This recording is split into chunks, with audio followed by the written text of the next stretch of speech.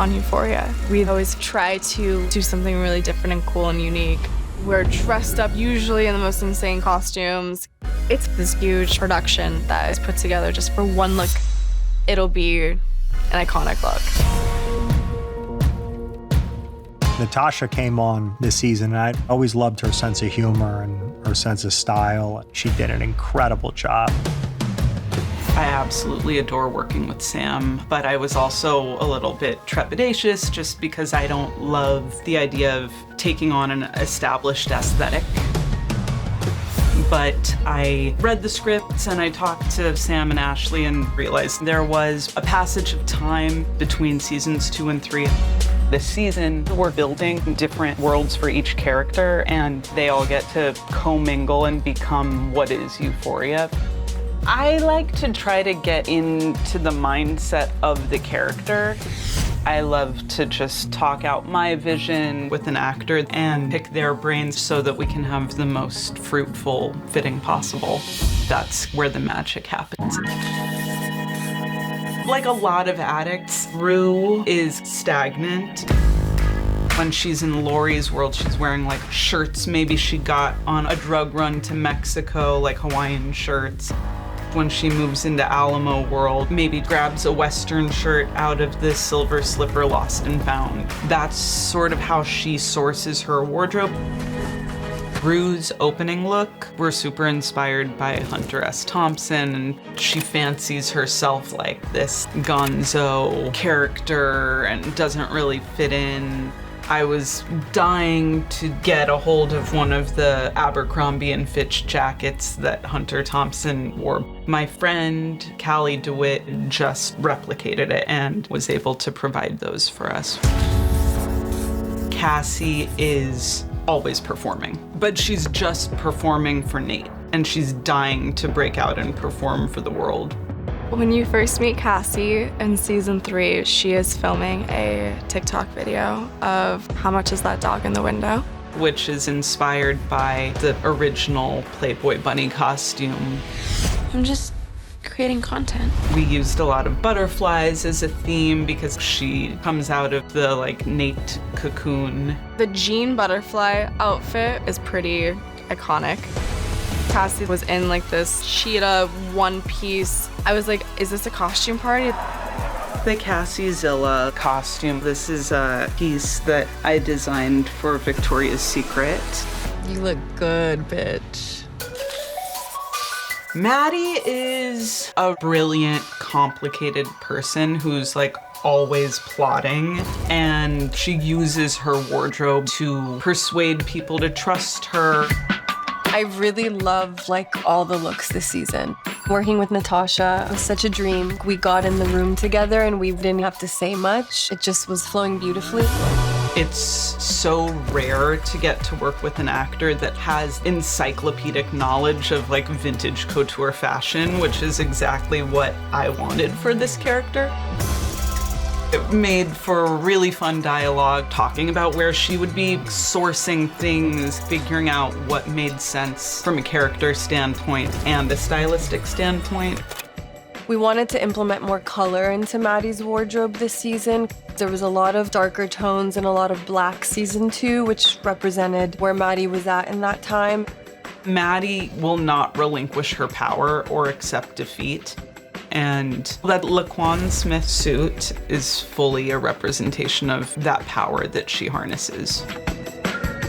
For the lunch, we wanted Maddie to look and feel larger than life. She has her glasses and her fur and her gloves, and she's there to like set the tone. You look amazing. Her vintage Gautier runway suit, we tried it on at the camera test and everyone lost their minds. We knew we wanted to save it for a really powerful moment, and it felt only right to use it when she and Alamo first collide. Pardon my manners. Alamo Brown. Maddie Perez. Lexi wears a lot of vintage because she doesn't believe in fast fashion and what that's doing to the planet. We got a lot of corduroy and vests, prints, and cool vintage pieces. There was this red tailored 3-piece suit that I got to wear with these platform red Gucci shoes, and I was just like strutting around the Warner Brothers stage. I think she looks amazing and is a really fun character with great sense of style. Jules is having this existential push and pull between shedding her ethereal whimsy and becoming the art piece as she moves away from her art community. She also has disposable income. She's going to Balenciaga, going to Kiko Konstantinov. Like, these are all the places that I think she would be drawn to. I think clothes are a really powerful mode of storytelling. And I think the artistry and the craft is just like exquisite.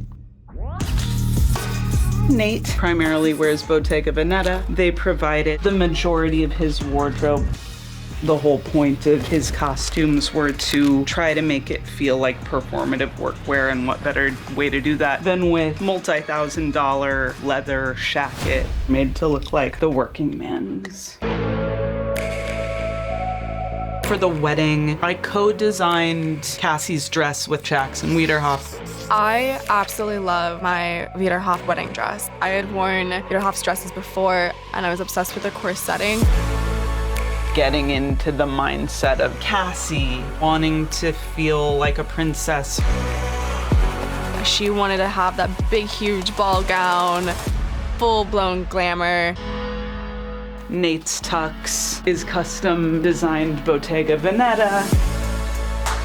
They ended up making him a beautiful tuxedo for the wedding. We made the best wedding dress ever for Cassie, and now we have to make something for Maddie that totally shows her up. It had to be something so outlandish and incredible and beautiful. I was meditating, and the vision of Maddie's dress came to me. It's got the religious iconography, it's fucking hot, it's like gravity-defying. How is the whole front of that gown balanced on this rosary? I think it's a bold move to have the rosary hanging right above my tasteful bum. God can be anywhere. Jules is returning to see the old gang. That dress is Acme Spring 2023 runway. It's one of one, never went into production. She and Rue having that tonal similarity was a symbol of their connection. Lexi's wedding look, it's Nana Jacqueline, who very generously donated all of the bridesmaid dresses. And I think the bridesmaid's dress felt very silly. With all the bows and the matching bow earrings and bow clips. Very Cassie. This season, we have such a broad range of characters. There's someone for everyone. Faye is all about impressing Wayne. To me, her style looks like she shops at like the Goodwill bins. She's going to thrift stores and shoplifting. She's just like, ooh, that's pretty, goes in the pocket. This season is sort of a workman style. Things fit baggy, oversized. He's not really stunting with style. Discovering his military background and really informed who that character is. I think Bishop's look in episode 8 is like legendary. Like, it's truly iconic. This is a woman's coat from the 1970s. The sleeves were too short, so I took the belt and turned it into a cuff to lengthen the sleeve and make it work. Looking right in the eyes, camera, and taking that jacket with me.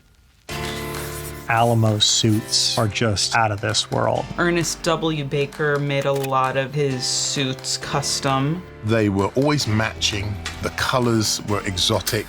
It was what I called cowboy chic. The scorpion cowboy boot tips, it felt like he associates more with a scorpion than a snake. The cowboy boots and the hats and the belt buckles was really important in understanding who Alamo was. We put a little brooch that we thought his mother would have had, an homage to Mama Brown. I played the guy, but it's the heads of department that help create him. Natasha brought a whole level of character and humor to the piece. Natasha was wonderful with the costumes. She's amazing, and also the most stylish person herself. I'm hoping that this season is something people will keep rewatching for many, many years. That's why we work so hard to create the characters we create.